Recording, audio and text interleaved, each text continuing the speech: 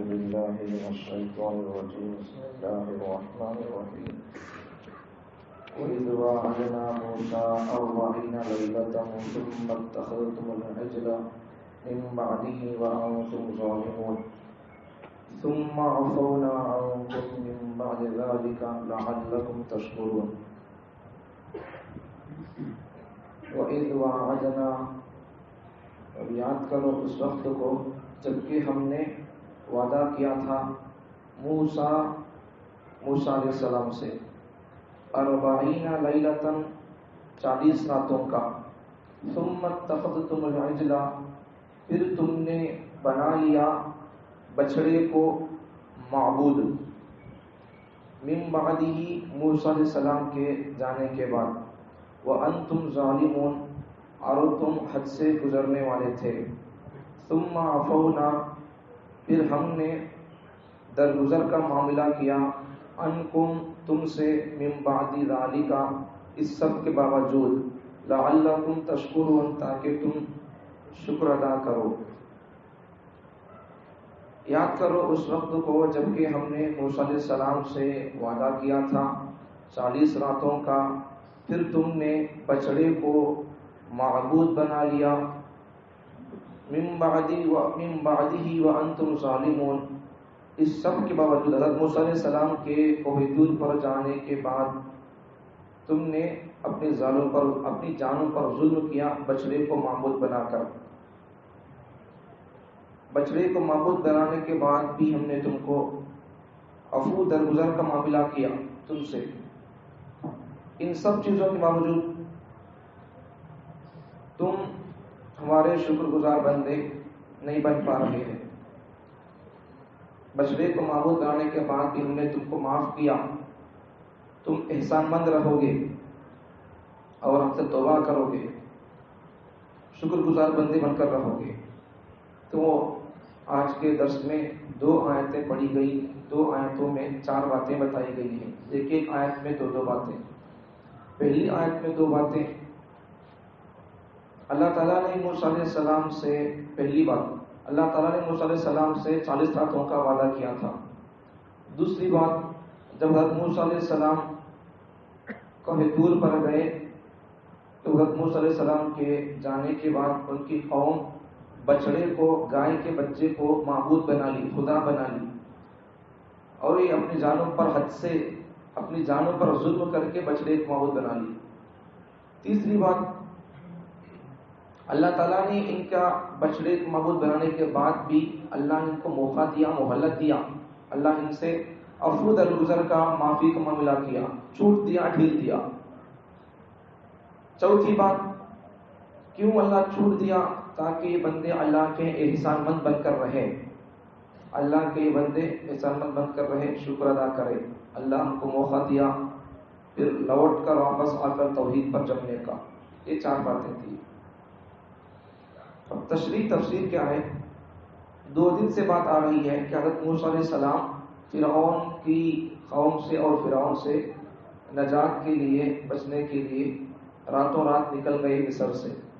نکلنے کے بعد حضرت موسیٰ علیہ السلام کو اللہ تعالیٰ کا بھی ارادہ تھا کہ اس قوم پر کوئی کتاب نازل کرے، کوئی شریعت نازل کرے، ان کے لیے کچھ قانون، کچھ قوانین، اصول، ضابطے دیے جائیں.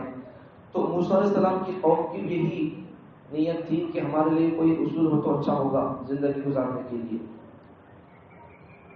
چنانچہ اللہ تعالیٰ نے حضرت موسیٰ علیہ السلام کو کہا کہ تم پہاڑ پر آ جاؤ. جزیرہ نما ایک پہاڑ ہے، جزیرہ نما سینا پہاڑ ہے، اوپر بلندی کی طرف ایسا پہاڑ ہے ایک جزیرے کے سر کا. تو تم وہاں پہاڑ پر چڑھ کر آ جاؤ، جسے کوہ طور بولتے ہیں. تو تم وہاں چڑھ کر آ جاؤ. پہلے اللہ تعالیٰ نے 30 راتیں رکو، 30 راتیں اعتکاف کرو، اللہ یہ کہا. پھر بعد میں اللہ نے اور 10 راتیں بڑھا دیا. اس کا تذکرہ 9ویں پارے میں ہے. جیسے جیسا آگے بڑھتا جائے گا وہ تفصیل، خلاصہ اور تشریح آتی جائے گی. تو پہلے اللہ 10 راتوں کا وعدہ کیا، میں 10 راتیں آ کر 30 راتیں آ کر رہو. تو 30 راتوں کے بعد اللہ نے مزید اور 10 راتیں بڑھانے کو کہا. مکمل کتنے راتیں ہو گئی؟ 30 + 10 40 راتیں ہو گئی. تو اللہ نے 40 راتوں کا وعدہ کیا. اب موسیٰ علیہ السلام وہاں قوم کے لیے شریعت، کتاب، اصول، ضابطے، قوانین لانے کے لیے گئے تو یہاں قوم کیا ہو گئی. بنی اسرائیل میں سے ایک آدمی تھا جس کا نام تھا سامری.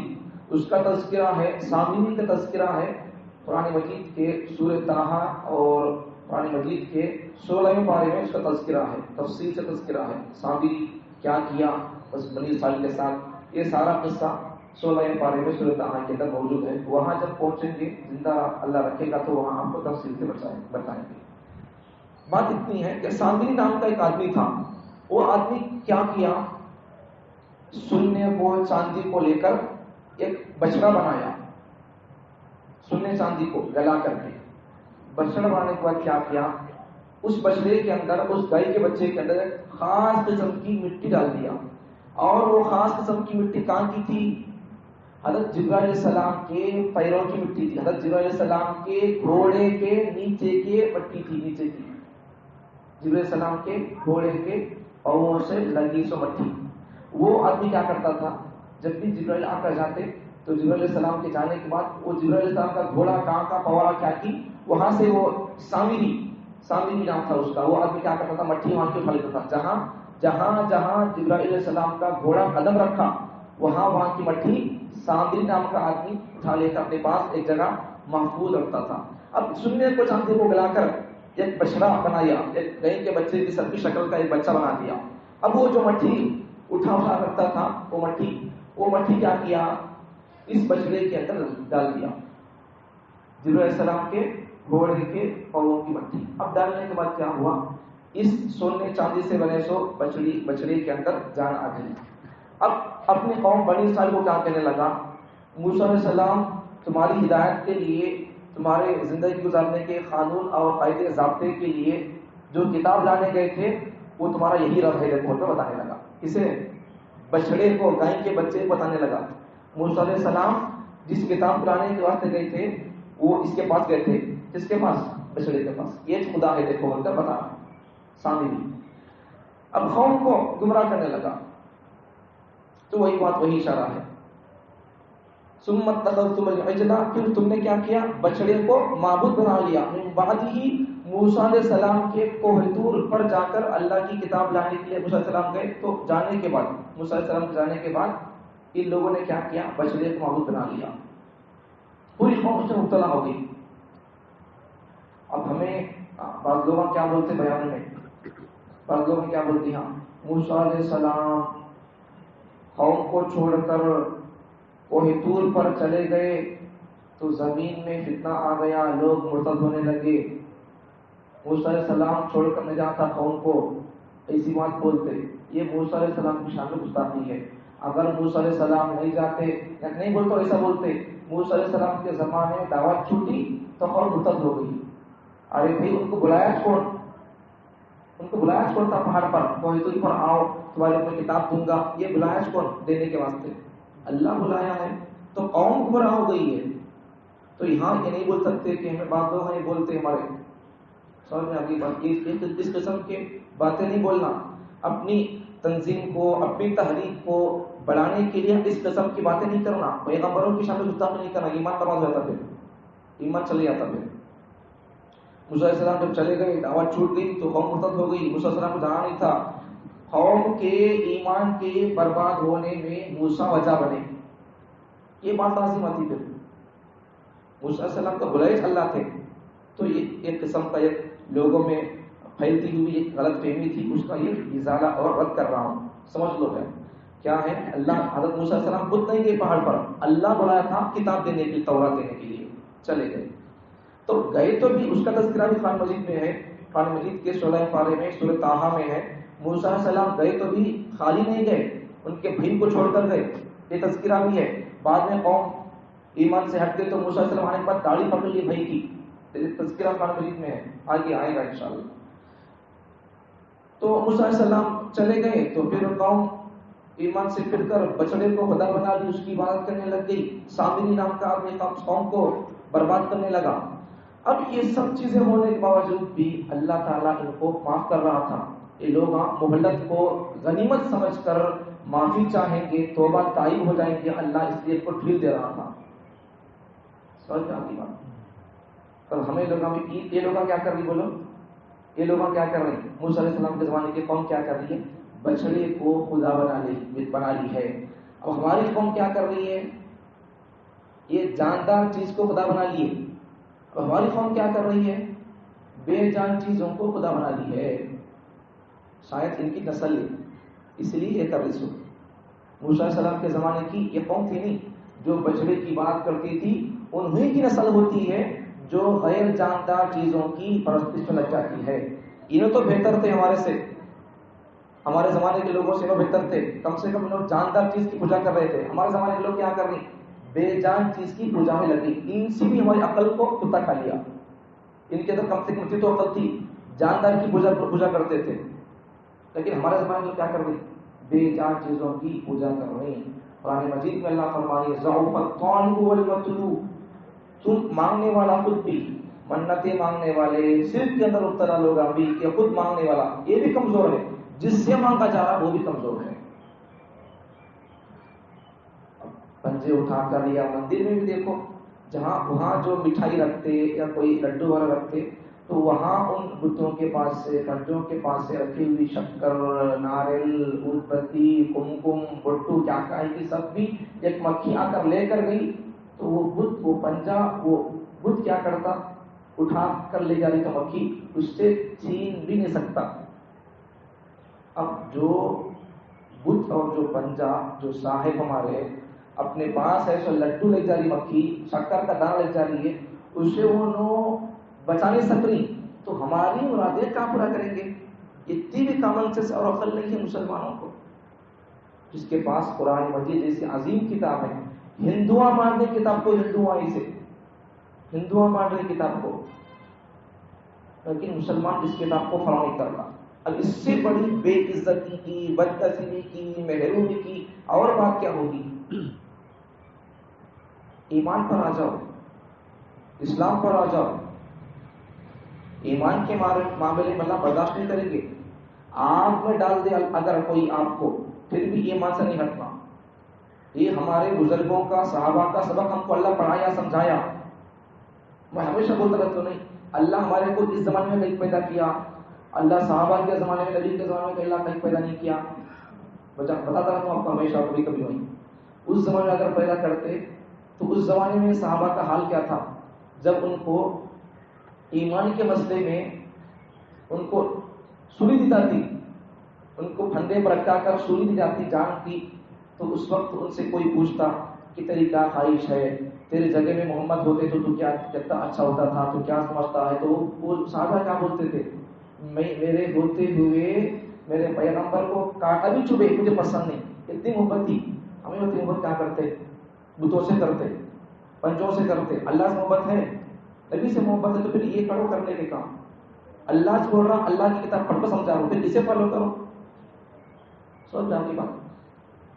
تو اللہ تعالیٰ بنی اسرائیل، ان کی قوم موسیٰ علیہ السلام کے بعد بچڑے کو خدا بنا لی. پھر بھی اللہ کیا کیا؟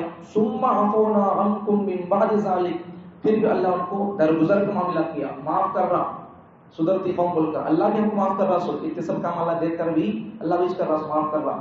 سدرتی، سمجھتی، قرآن ہے ہماری کتاب، سمجھیں گے لوگ، سمجھانے والے زندہ ہے، ابھی ان کے مردے نہیں اٹھے، سمجھائیں گے، سدھریں گے. اللہ اس لیے کیا کر رہا؟ ڈھیل دے رہا. پھر بھی ہماری قوم نہیں سمجھ رہی، نہیں سن رہی. اس لیے درس قرآن کے حلقوں کو نہیں چھوڑنا. بیانہ گیانا بعد میں رکھ لو، کوئی بات نہیں. پہلے قرآن کا ترجمہ، قرآن کی تفسیر اسے سنو پہلے. یہ ہدایت کی کتاب ہے، اسے چھوڑ کر ہدایت کہاں پائیں گے؟ سب اسے سننے کی کوشش کرو، اس پر بیٹھو پابندی سے. کتنی اچھی کتابیں اور کتنے اچھے واقعات اللہ ہم کو سمجھا رہا. تو اس لیے اس سے بچنا. اللہ بھی ہم کو کیا کر رہا؟ جیسا موسیٰ علیہ السلام کے زمانے میں ان کی قوم کو کیا کیا؟ ثم عفونا عنکم من بعد ذلک، اللہ اس قوم کو اللہ تعالیٰ ڈھیل دیا، معاف کیا، درگزر کیا. اب ہماری قوم کو اللہ کیا کر رہا؟ ڈھیل دے رہا. بچ گئے، توبہ کر لیے، تائب ہو گئے، عقل سے کام لیے تو ٹھیک ہے، ورنہ اللہ تعالیٰ کیا کرے گی؟ پھر اللہ کا عذاب آئے گا. تو اس کے بعد کیا ہوا؟ اللہ تعالیٰ ان کو لعلکم تشکرون، تاکہ وہ لوگ، اللہ ان کو ڈھیل دیا، معاف کیا بول کر شکر ادا کریں.